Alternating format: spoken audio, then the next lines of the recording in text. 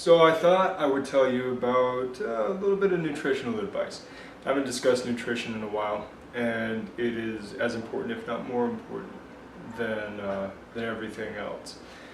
Because you may use your martial arts skills in life. You may need to lift up a heavy object in life, but you got to eat every day, and what you eat largely determines the grand majority determines how you will live the rest of your life.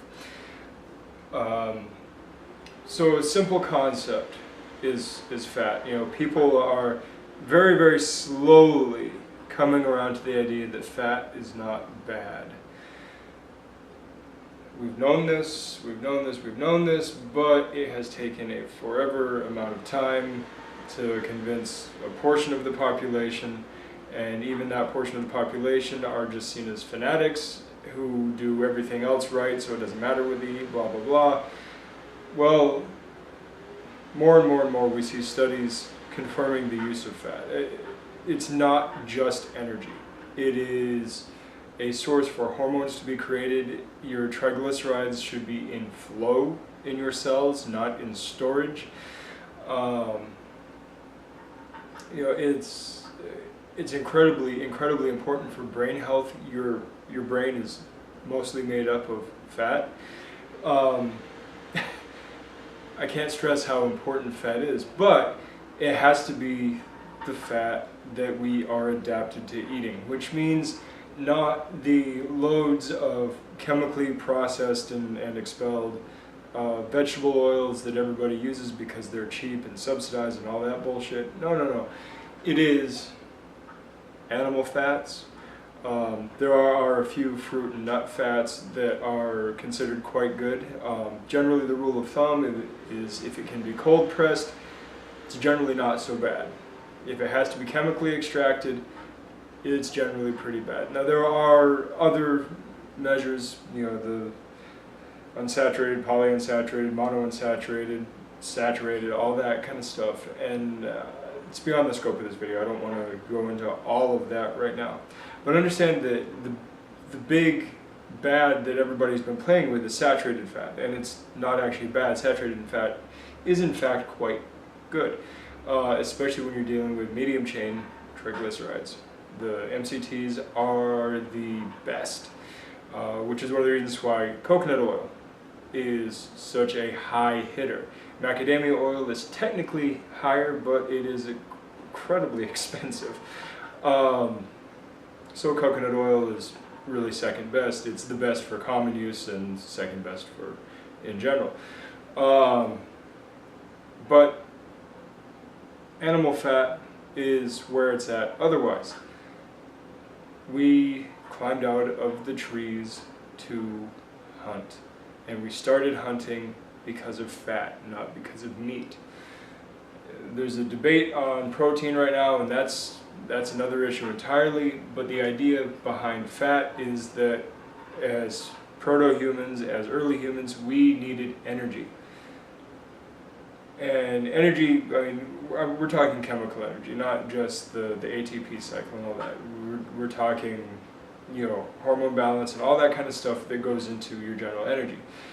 And we find that fat has the most condensed form of energy available to our bodies. That being the case, it made sense for us to stop foraging all day long and start eating fat. It's one of the reasons why we have such short digestive tracts, why we don't have the big paunchy, intestinal system that the apes do, because we're not built to slow process and slow digest all these nutrients out of plants. And same thing with our teeth. Our teeth are specifically adapted to soft food. Some people have said cooked, some people have said fat. I've seen both, and I tend to think both. Fat came before cooking.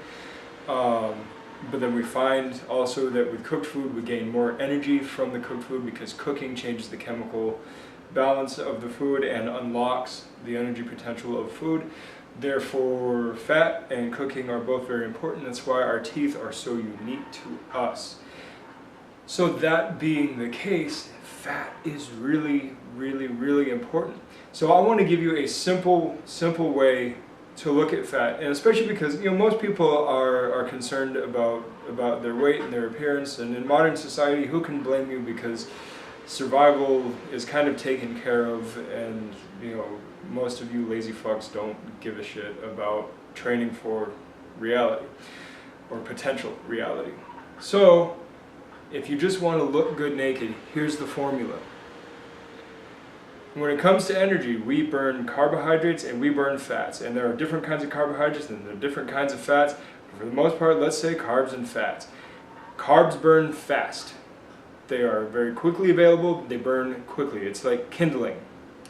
Then you have fat. It's like the big honking logs that you stick in the bottom of a fire. They take forever to burn, but they keep it going. It is a steady fuel source. Carbs burn hot and fast. Fat burns evenly and slowly. So, what do you do when you need the energy? If you need quick bursts of energy, right, nobody's debating. Get some glucose in your system. I mean, this is what they do for people who go into hyperglycemia and all that. Get some glucose in your system immediately. It will help you get things running. However, there are a whole list of problems that we have with glucose, including cumulative stress on the heart, which creates eventual heart failure. And yes, it's a bad thing. And of course, there's a whole debate on fructose and glucose and which is better and blah, blah, blah. And generally speaking, I say, fuck it, they're both bad. But you can't, well, I won't say you can't. But generally speaking, it's not considered wise to go without some carbohydrates every once in a while. The most, some of the most elite paleo guys out there will refuel carbohydrates once or twice a week. So, it does help kind of reset your hormone levels, and there's a lot of that, documented as well. And then, of course, you have the fat. Fat gets processed through the liver, turns into ketones, which turns into energy, and has been linked to longer lifespan, and lower incidence of overeating, lower incidence of cumulative body fat. Generally speaking, if you're eating the right fats, animal fats and selected fruit and nut fats, you're not only going to stay trim, but you're actually doing yourself a favor systemically. But if you want to look at the both of them side to side, and you look in proportion, and we're just talking looking good naked, if you're burning a bunch of shit really, really fast, and you have a whole lot of it, which, look at modern society, we have a whole lot of this kindling sitting around. You can only burn so much at a time. Your fire pit's only so big. And the more of it you got sitting around, eventually you're just going to say, well, this is burning pretty good right now, I'm going to have to set the rest of this over to the side. And so you start bundling it up and sticking it into the wood pile to be burned later, once what you've got burning goes down already. Well, you get these logs too.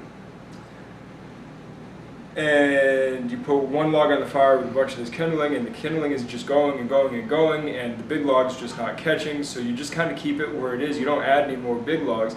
You just keep piling kindling on until it gets hot enough that you start burning the fat.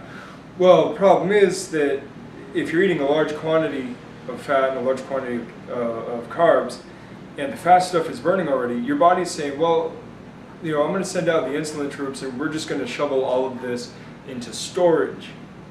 And so your storehouses build up, but as your kindling burns up, you just go, well, but I need more. And so we send out the hunger scouts instead of going, hey, we need to burn some of the stuff that's in storage.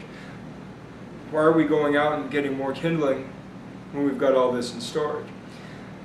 So the idea is, if our natural tendency is to go out and get more fuel for the fire every time, instead of using what's in storage, don't put anything into storage. Well, if you're doing the kindling thing, you're going to have to keep a very steady supply going at all times, and you're going to have to keep monitoring. This is where the whole theory of 5 to 7 meals a day comes in, and blah, blah, blah, blah, blah. Quite frankly, it's just unnecessary, and it's a lot of additional work. It actually causes you to expend more energy to gather more energy. Or you can build a proper fire with these logs. You learn how to stack the logs right, and you can build a fire that burns for hours just on big logs. You don't need the kindling except for once in a while just to get things going. So I want you just to think of it in terms of speed. The faster it burns, the more you have to gather, and you're going to gather too much, and you're going to have to put it into storage. The slower things that burn, you tend not to gather quite as much, and you don't generally have to put as much into storage, because it's just like, well, I got this one, this is going to take me for a while, because you don't want to be carting around giant logs all the time, right? So you don't need to. And we find that people who are well fat adapted tend to eat less. Not just less during a meal, but less during the day. It's not uncommon for fat adapted people to eat only twice a day. And there are people who are eating twice a day who are gaining muscle and burning fat.